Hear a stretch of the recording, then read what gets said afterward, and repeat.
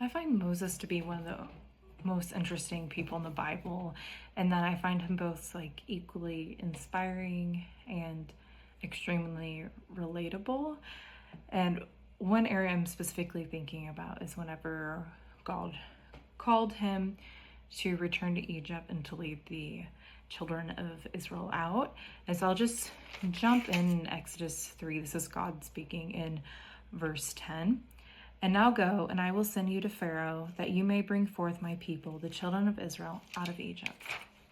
And Moses said to God, who am I that I should go to Pharaoh, that I should bring forth the children of Israel out of Egypt? And he said, I will be with you, and this shall be the sign to you that I have sent you. When you have brought forth the people out of Egypt, you shall serve God upon this mountain. Here, I think Moses has a perfectly reasonable reaction. Why me? I think 99% of humans would react that way. And I think there's a lot of interesting areas in this. So you have Moses who's like, why me? And then God who then reassures him. And he's like, I will be with you. And it's interesting because the rest of the chapter into chapter 4, you still see Moses pushing in the sense of resisting, where he's like, oh, I can't speak in front of others. And as most of us know the story of like, God then says, your brother Aaron. Well, so basically Aaron becomes like a mouthpiece for Moses. And this is such an interesting dynamic. And I feel like one we don't get to see too much as far as like the relationship between God and one of his people. And I think it's beautiful because you can see that God calls Moses to something very big. First, he has to leave what he's known for the past 40 years, living in Moab, being a shepherd.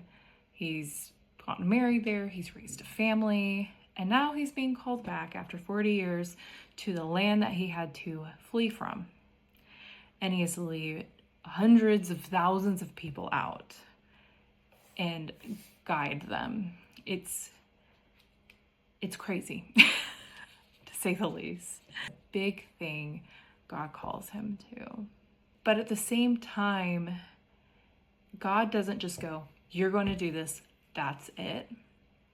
He provides provision and comfort, and I believe he takes into account Moses' shortcomings, his insecurities, maybe his anxieties about, speaking in front of others and having that mouthpiece.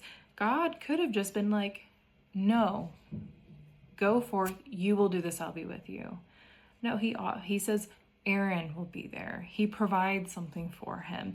And I think that, like I said, it's very beautiful because I believe it's a good example of what God can do in our lives and our callings and the difficult, in general, the walk that we're called to, but also the other roles and responsibilities we can be called to, where yes, we've been called to hard things, but also God still takes into account our other parts of our personality, like I said, insecurities and anxieties, and he will supply the things that will help us, to comfort us, to get through and be able to accomplish what he has called us to.